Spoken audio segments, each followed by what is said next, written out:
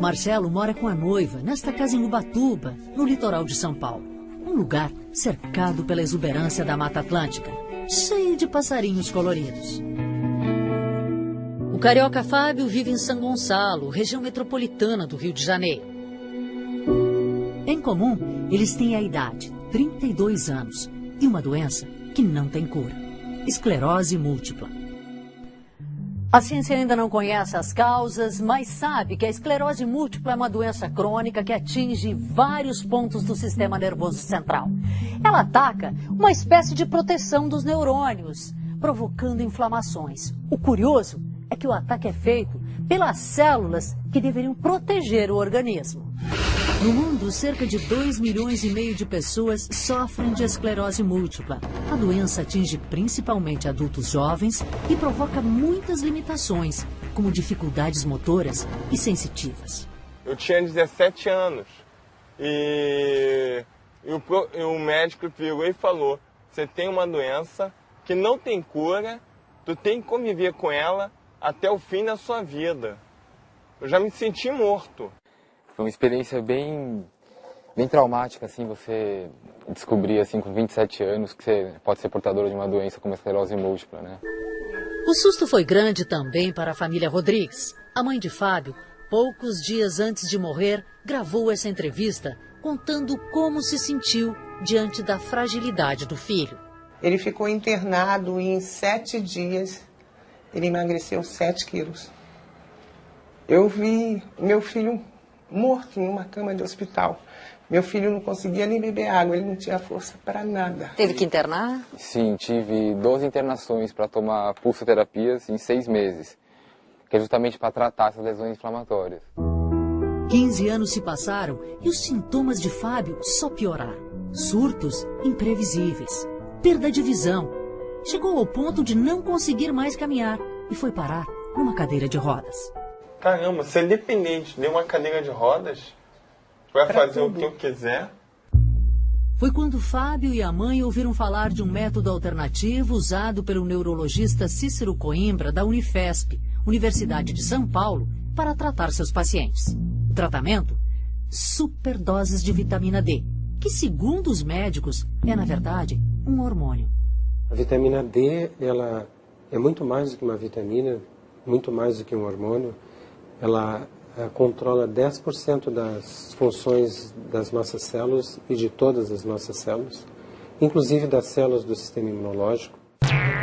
Segundo o Dr. Cícero, um ferrenho defensor da vitamina D, já há quase 5.000 publicações no mundo somente sobre os benefícios da vitamina D no tratamento da esclerose múltipla.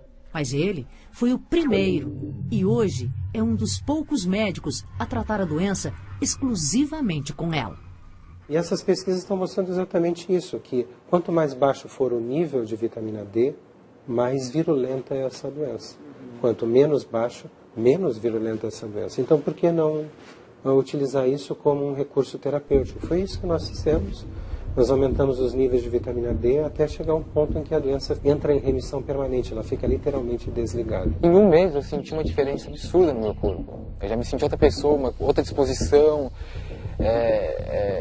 Não dá para explicar assim a melhora mais forte. Eu voltei a ganhar meu corpo, voltei a me sentir vivo, sabe? Uma coisa que não tem como explicar, assim, rápido. Foi voltando a conseguir falar com mais clareza.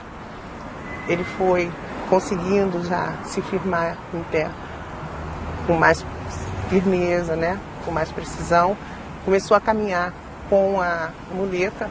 Só em eu poder tomar meu banho sozinho, sem ficar chamando a minha mãe, toma banho e tal, coloca uma pra mim, poder fazer, é tudo. Vai, força. A recuperação de Fábio não foi total como a do surfista Marcelo. E há uma explicação para isso, segundo o Dr. Cícero. Marcelo iniciou o tratamento 8 meses depois do aparecimento dos primeiros sintomas da esclerose múltipla. Fábio só começou a se tratar com as doses maciças de vitamina D 15 anos depois da doença instalada. Isso faz alguma diferença?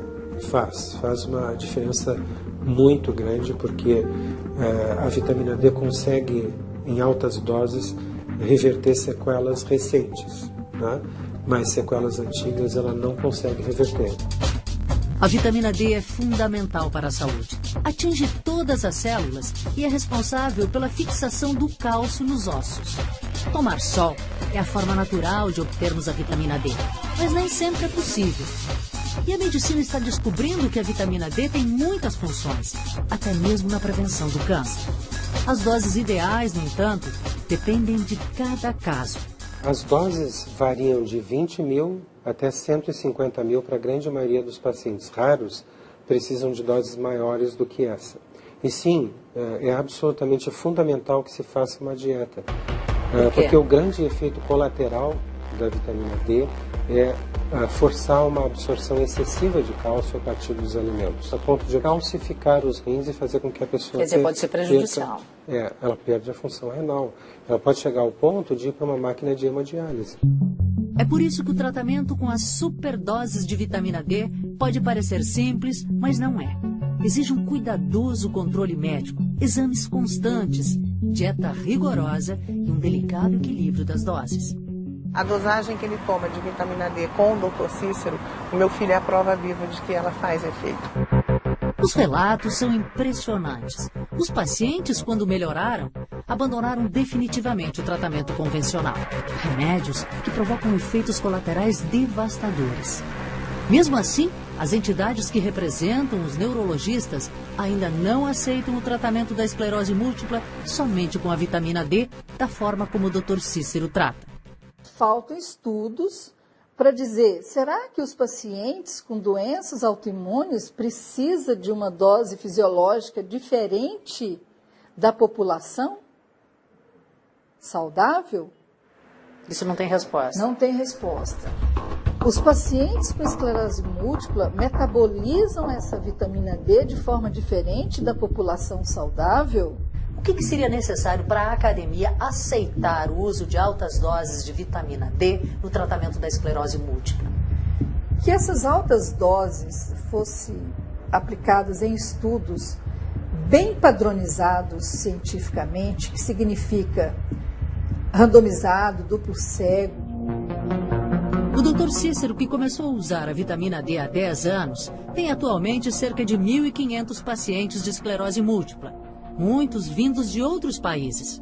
Segundo ele, 95% apresentaram uma resposta muito boa, como mostram as ressonâncias de Marcelo. As lesões no cérebro e na medula são muito claras, antes e depois da vitamina D. Permaneceram cicatrizes, mas diminuíram muito a extensão da área lesada.